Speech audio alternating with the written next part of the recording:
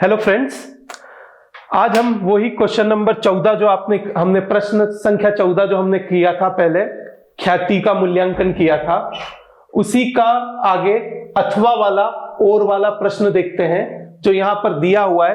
प्रश्न संख्या 14 आपके सामने है, 14 का अथवा वाला है।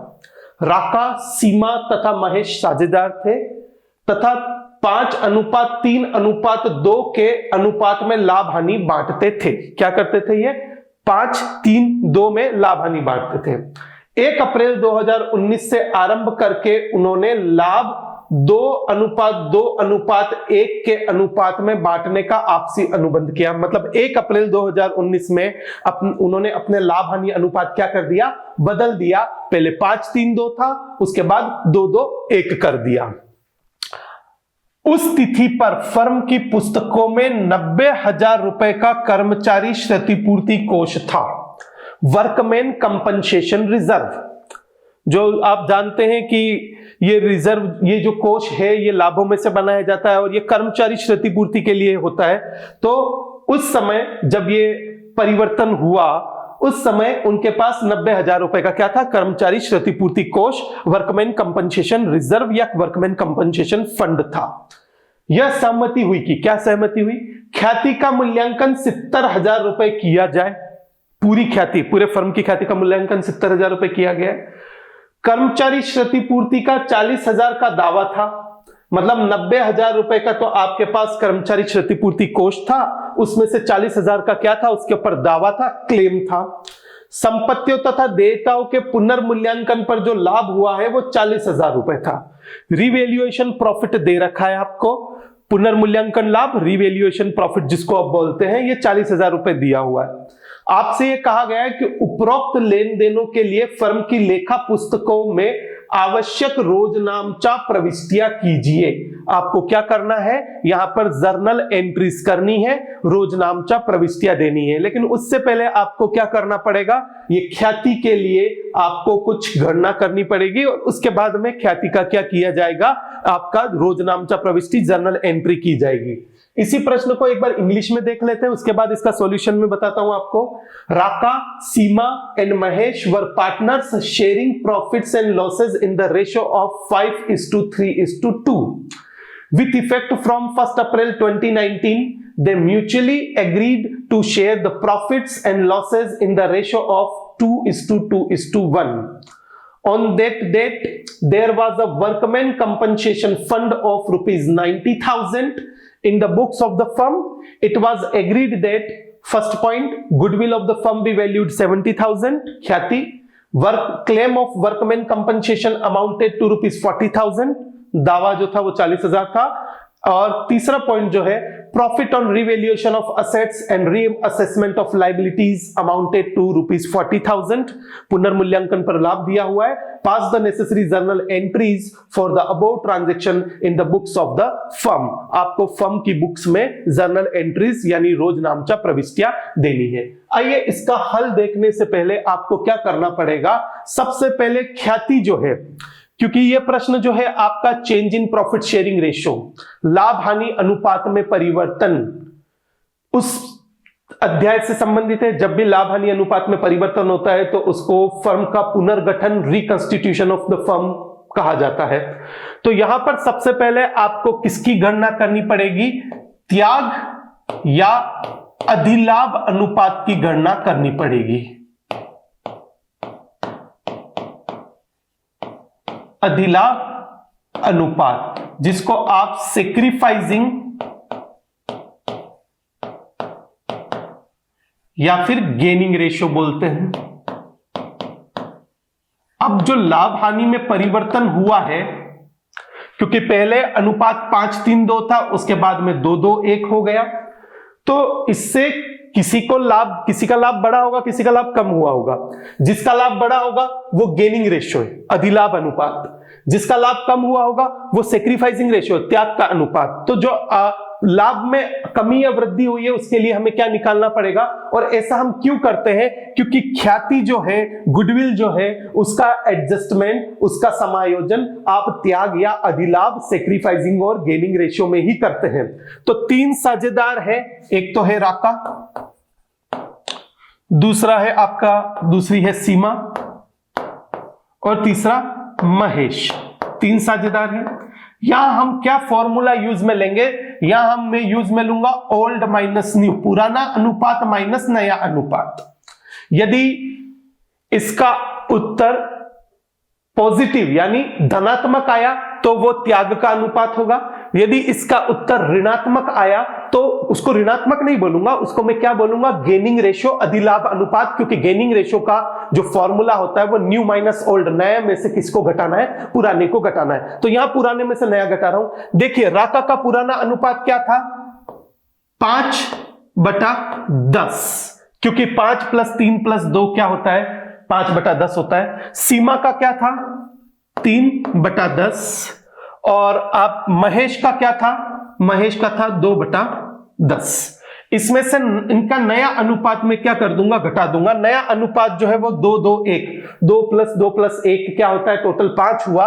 तो इसका अनुपात है 2/5, इसका अनुपात है 2/5, इसका अनुपात है 1/5। 2:1 को 2/5, 2/5, 1/5 बोला।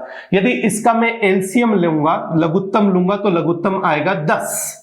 तो 5 - 4, 1/10। ये 1/10 जो है आपका क्या है, एक तरीके से ये 1/10 जो है आपका त्याग का अनुपात है। त्याग का अनुपात यानी सेक्रीफाइसिंग रेशियो है। क्यों, क्योंकि रिजल्ट पॉजिटिव आया है, उत्तर जो है धनात्मक है।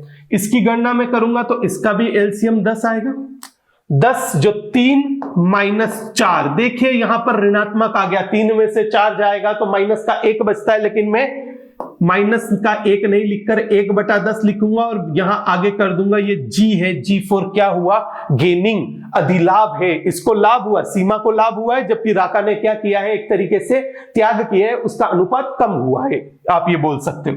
यहां मैं लघुत्तम लूंगा 10, 2 - 2 यानी 0, नील, यानी महेश को न तो लाभ हुआ है, न लाभ उसका बड़ा है, न लाभ न हानि न लाभ कम हुआ, एक तरीके से आप बोल दीजिए। तो महेश को लाभ न हानि कुछ भी नहीं बढ़ा है, जबकि राका का लाभ कम हुआ है और सीमा का लाभ क्या हुआ है, बढ़ा है। तो इसको गेन हुआ है, इसको सेक्रीफाइस करना पड़ा है। अब ये मैंने गणना क्यों करी, क्योंकि आपको पता था इसकी गणना ख्याति के समायोजन के लिए करनी जरूरी है। आइए यहां पर आप ये ध्यान रखिएगा कि ख्याति जो है वो 70,000 रुपए की है आपके पास में। अब इसकी जर्नल प्रविष्टि अगर हम करेंगे तो किस तरीके से करेंगे, आइए अब मैं इसको आपको दिखाता हूं। रोजनामचा प्रविष्टि यानी जर्नल एंट्रीज में आपको यहां दिखा रहा हूं कि किस तरीके से इसकी जर्नल एंट्रीज की जाएगी। तो मैं जर्नल एंट्रीज आपके सामने कर रहा हूं, वही फॉर्मेट जर्नल का आपको बनाना पड़ेगा। सबसे पहला कॉलम जो होगा वो डेट का होगा, पर्टिकुलर्स का होगा, लेजर फोलियो का होगा, डेबिट का होगा और क्रेडिट अमाउंट का होगा। डेट तो वही डाली जाएगी प्रश्न में जो आपको दी गई है। प्रश्न में जो डेट दी गई वो 1 अप्रैल 2019 है, तो 1 अप्रैल 2019 को आप रखिए। ये 2019 और 1 अप्रैल की बात हो रही है। सबसे पहले ख्याति का हमें क्या करना है, यहां पर समायोजन करना है।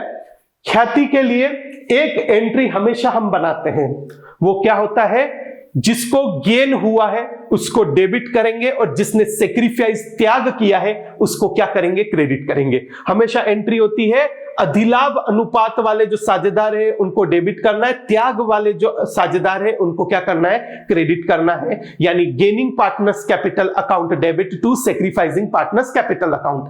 यहां गेन किसको हुआ है, आप देखोगे सीमा को गेन हुआ है, तो यहां एंट्री होगी Seema's capital account debit to, यहां सेक्रीफाइस किसको हुआ है, राका, टू राकाज कैपिटल अकाउंट। हमेशा ध्यान रखना, जिसको लाभ हुआ है उसको डेबिट और जिसने त्याग किया है उसको क्या करेंगे, क्रेडिट करेंगे। यहां आप लिख सकते हो बीइंग गुडविल एडजस्टेड। हमने ये प्रविष्टि क्यों करी है, गुडविल को एडजस्ट करने के लिए की है।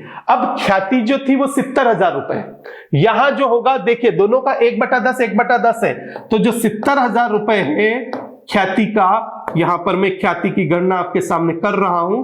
ख्याति का जो 70,000 है उसका 1/10 कर दीजिए, क्योंकि दोनों साझेदार 1/10 में एक को लाभ हो रहा है, 1/10 में एक को त्याग मतलब हानि हो रही है एक तरीके से। तो इसका उत्तर आएगा 7,000 रुपए, यानी ये जो प्रविष्टि होगी ये 7,000 डेबिट में और 7,000 क्या हो जाएगा, क्रेडिट में हो जाएगा, और ये प्रविष्टि आपकी हो चुकी है। अब चलिए वही 1 अप्रैल की डेट चलेगी हमारी। अब क्या हुआ था, यदि मैं प्रश्न में देखूं तो आपके सामने है कि आपके पास क्या था, फर्म की कर्मचारी क्षतिपूर्ति कोष 90,000 था, जिसका दावा जो था वो कितना था, 40,000 रुपए था। तो यहां पर आपको इसकी प्रविष्टि करनी है। आपके पास ये चीज ध्यान रखिए कि जो कर्मचारी क्षतिपूर्ति कोष है उसको हम कहां दिखाते हैं, दायित्व पक्ष में दिखाते हैं। दायित्व पक्ष में दिखाने का मतलब उसका क्या बैलेंस होता है, क्रेडिट बैलेंस होता है। आज हम उसको बंद कर रहे हैं, बंद करेंगे तो वर्कमैन कंपनसेशन फंड जो होगा उसको आपको क्या करना पड़ेगा, वर्कमैन कंपनसेशन फंड को मैं डेबिट करूंगा। तो workman compensation fund account debit. कितना था वर्कमैन कंपनसेशन फंड, जो मैंने अभी देखा था आपके सामने 90,000 था और 40,000 का दावा था। तो यानी मैं 90,000 रुपए से ये क्या कर रहा हूं, डेबिट कर रहा हूं। इसके सामने 40,000 रुपए क्या पड़ा था, दावा पड़ा था।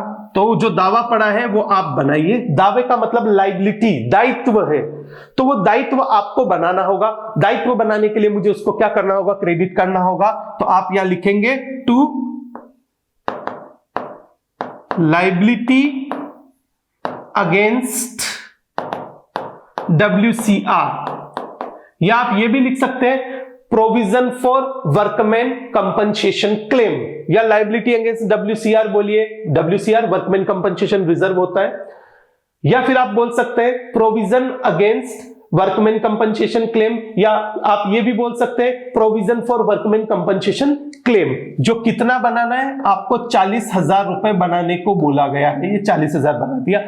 90,000 में से 40,000 का हमने क्या बना दिया, दावा बना दिया। तो बाकी बचे 50,000 आपको क्या करने होंगे, पुराने लाभ हानि अनुपात में बांटने होंगे। किसके बीच में, तीनों साझेदारों के बीच में। तो देखिए मैं तीनों में बांट रहा हूं।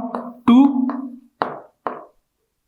आप करेंगे यहां राकास कैपिटल, तो यहां मैं आपके सामने ये राका की कैपिटल को क्या कर रहा हूं, एक तरीके से क्रेडिट कर रहा हूं। 2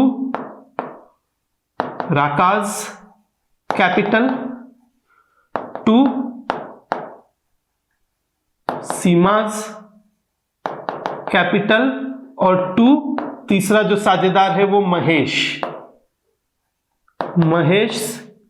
कैपिटल। कितना, 50,000 रुपए जो बचा हुआ है वो इनके पुराने लाभ हानि अनुपात में 5, 3, 2, 5 + 3 + 2 कितना होता है, 10 होता है। तो 50,000 अपन 10 करूंगा तो 5,000 × 5 25,000 तो राका के पास जाएंगे। 5,000 × 3 15,000 किसके पास जाएंगे, सीमा के पास जाएंगे। 5,000 × 2 10,000 जो होंगे वो किसके पास जाएंगे, महेश के पास जाएंगे। तो इस तरीके से पूरा 50,000 क्या हो जाएगा, इन तीनों साझेदारों में जो बचा हुआ था वो मैंने बांट दिया। किस अनुपात में बांटा, ये ध्यान रखना, पुराने लाभ हानि अनुपात में बांटा जाएगा। तो यहां पर आप नरेशन लिख सकते हो, being workman compensation fund adjusted या डिस्ट्रीब्यूटेड, हमने उसका एडजस्टमेंट किया, समायोजन कर दिया है। तो ये नरेशन आपको यहां डालना है। उसके बाद में एक तीसरा और अंतिम जो दे रखा है आपके पास, वो ये दिया हुआ है कि जो संपत्ति और देयताओं के लिए पुनर्मूल्यांकन पर जो लाभ था वो 40,000 रुपए था। ये 40,000 का लाभ भी आपको क्या करना है, इन साझेदारों में बांटना है। कैसे बांटना है इसके बारे में अभी मैं आपको दिखाता हूं कि इस 40,000 के लाभ को किस तरीके से बांटा जाएगा। वही 1 अप्रैल को प्रविष्टि होगी इसकी भी। 40,000 को जो लाभ है वो रिवैल्यूएशन अकाउंट यानी आपके पुनर्मूल्यांकन खाते से है। तो यहां पर मैं एंट्री करूंगा रिवैल्यूएशन अकाउंट डेबिट, क्योंकि लाभ होगा तो पुनर्मूल्यांकन का खाता क्या बताएगा, डेबिट बैलेंस बताएगा। वो है 40,000 रुपए का लाभ है, ये लीजिए 40,000 रुपए। इस 40,000 रुपए के लाभ को किसमें बांटना है, एक चीज हमेशा ध्यान रखना, ये पुनर्मूल्यांकन जो हुआ है ये कब हुआ है, 1 अप्रैल 2019 को हुआ है। और इससे उत्पन्न जो लाभ होंगे वो किससे संबंधित होंगे, पुरानी फर्म से। पुरानी फर्म का यहां 2 फर्म होगी, एक तो पुरानी जिसमें तीनों साझेदार थे, लेकिन उनका लाभ हानि अनुपात 5:3:2 था। एक नई फर्म बनाई इन्होंने, नई मतलब वही फर्म है, लेकिन इन्होंने लाभ हानि अनुपात क्या कर दिया, परिवर्तित कर दिया, 2:2:1 कर दिया। तो ध्यान रखिएगा कि पुनर्मूल्यांकन से उत्पन्न लाभ या हानि जो होगी उसको पुराने लाभ हानि अनुपात में ही हमेशा बांटा जाएगा। तो यहां पर चूंकि लाभ है तो साझेदारों की पूंजी क्या होगी, पूंजी खाते का शेष क्या होगा, बढ़ेगा। अगर साझेदारों के पूंजी खाते का शेष बढ़ता है तो उसको क्रेडिट करते हैं, और साझेदारों के पूंजी खाते का शेष कम होता है तो उनको क्या करते हैं, डेबिट करते हैं। यहां लाभ है तो उनका खाते का शेष क्या होगा, बढ़ेगा। तो रिवैल्यूएशन अकाउंट डेबिट, और क्या करोगे, टू राकाज कैपिटल,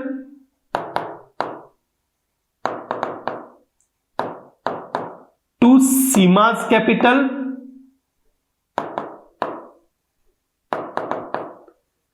और टू महेश कैपिटल। तीसरा साझेदार जो था वो महेश था।